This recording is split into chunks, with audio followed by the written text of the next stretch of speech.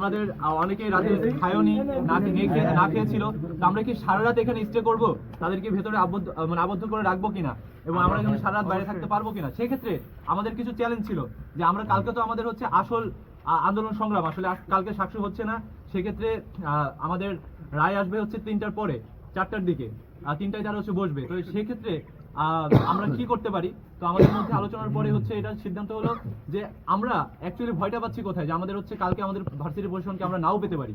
হ্যাঁ, সেক্ষেত্রে দেখা গেলো তারা আমাদের ক্যাম্পাস থেকে এক্সিট নিয়ে নিল। তো এই সিকিউরিটিটা আমরা কোথায় পাবো?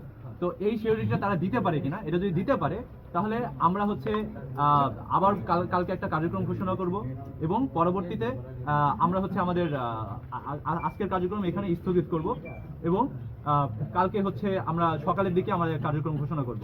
আর সেক্ষেত্রে তাদের হচ্ছে আমরা যে অবরুদ্ধ করে রেখেছিলাম সেটা কালকে পর্যন্ত, মানে আজকে রাতের জন্য আমরা হচ্ছে ছেড়ে দিচ্ছিলাম তাদের। তো তারা হচ্ছে পরবর্তীতে আমরা প্রথমত চেয়েছিলাম যে এটা লিখিত নিব, কিন্তু ভিসি স্যার বারবার মুখে বলছিলেন যে থাকবেন, তেজারা ছাড়া দায়বদ্ধ, তার খাতিরে বলেছিলেন যে উনি হচ্ছে এটা নিচ্ছেন, দায়বদ্ধ নিচ্ছেন। পরবর্তীতে আমরা এটার উপর টাচ না করে আমরা ভিডিও বার্তা হিসেবে রেখে দিছি যে উনি আমাদের কনসেন্ট ছাড়া ক্যাম্পাস ছাড়বেন না। এই ছিল হচ্ছে আমাদের আপডেট। আর বাকি আপডেট আপনারা জানেন যে আমাদের তালাবদ্ধ অবস্থায় ছিল ওবিসি এবং ট্রেজারার সহ সব প্রশাসন, এবং আমাদের এইটুকু এনশিওর করা দরকার ছিল তাদের পক্ষ থেকে যাতে সর্বোচ্চ চেষ্টা করা হয়। এই জন্যই কিন্তু আমরা তাদের অবরুদ্ধ করে রেখেছিলাম।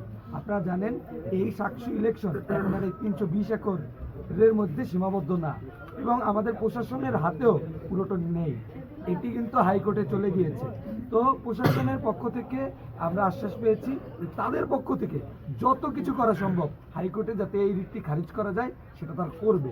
এখন তাদের উপরে একটি অনাস্থা তৈরি আমাদের অনেক আগেই হয়েছে, কারণ বিশ্ববিদ্যালয়ে যে কোনো ঝামেলায় আমরা দেখতাম ভিসি স্যার ক্যাম্পাসে থাকতেন না, তিনি ঢাকা চলে যেতেন।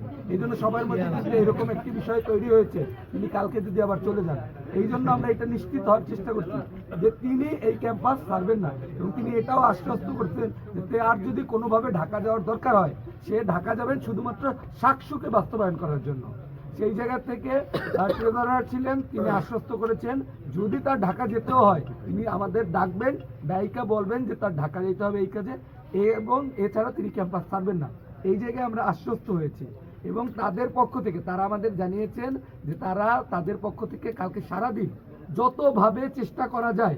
আপনারা জানেন চেম্বার কোর্ট 3টায় খোলে এবং তারা সকাল থেকেই চেষ্টা করবেন, এবং আমাদের যে কর্মসূচি কালকে সকাল 10টা থেকেই প্রশাসনিক ভবনের সামনে কর্মসূচি চলমান থাকবে। এবং আজকের এই যে তারা যে আশ্বাস দিয়েছে কালকে সর্বোচ্চ প্রচেষ্টার মাধ্যমে সাকসুকে তারা নিয়ে আসবে, যার কারণে আমরা আজকের যে অবস্থান কর্মসূচি সেটি কিছুক্ষণের জন্য সকাল পর্যন্ত অর্থাৎ 10টা পর্যন্ত আমরা স্থগিত রাখব। আপনার পরিচয় কথা বলতে মানে কোন গ্যারান্টি আছে? হ্যাঁ আপনার পরিচয়। আমি পলাশ বক্তিয়ার, শিক্ষার্থী 19-20 সেশন। কথা চলে আসছে শেষ, এটাই। কালকে আমরা আসতেছি 10টা। ধন্যবাদ সবাইকে ধন্যবাদ।